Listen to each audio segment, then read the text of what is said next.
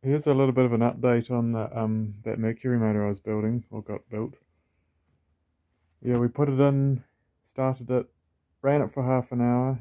It was all good, but it was leaking a bit of water out of the head studs, and then as I retorqued the head, I individually took each stud out and put a like a thread sealer on it, and then put it all back together one by one as I retorqued it, and that was good for a little bit, and then I thought I'd found some bearing material in the oil, so we took the motor out, or I took the motor out and I took it back to the shop, and then he took all the bearings out and said, no, they're fine.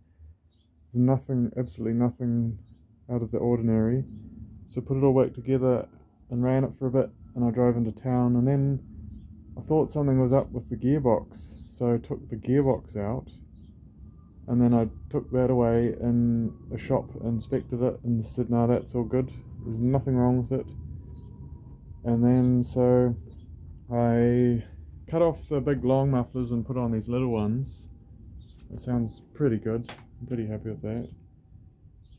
And that was all good. But then I put antifreeze in it, and it started leaking out the head studs again and out round the gaskets. And retorquing it didn't help anything, so I took the heads off, cleaned everything up, and took all the studs out and cleaned everything, and put silicone on the threads, and then screwed the studs in.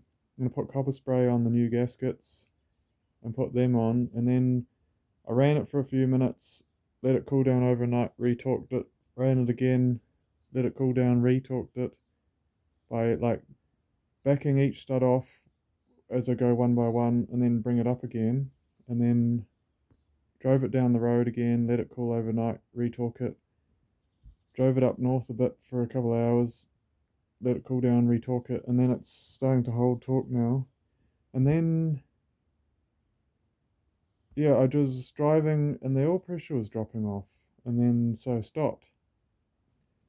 And then I disconnected the oil pressure line, restarted it, and oil was squirting out, or I cranked it over on the starter and oil was squirting out, so I put another gauge on it, had oil pressure again, so carried on.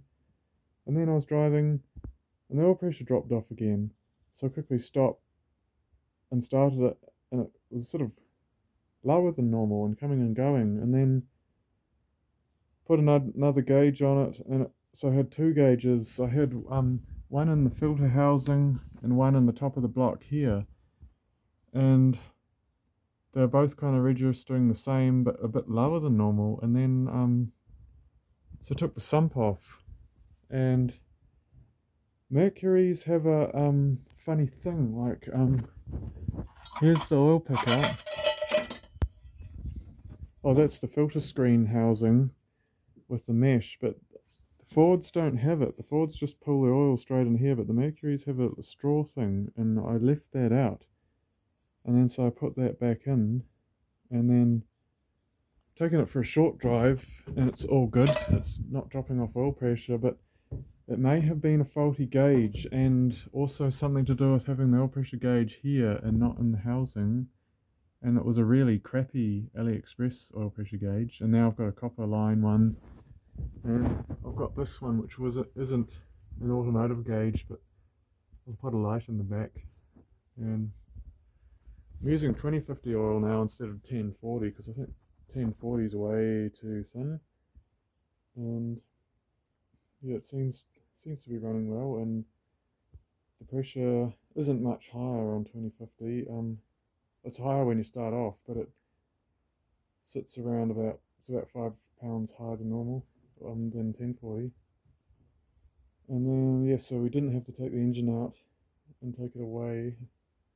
It's running beautifully and it's smooth and got good oil pressure, but it may have been the gauge because using this one, it's really crappy, and I was using the this is a better line, but the AliExpress one's really much bigger and squishy. So hopefully that's the end of that. I've only done it twice, and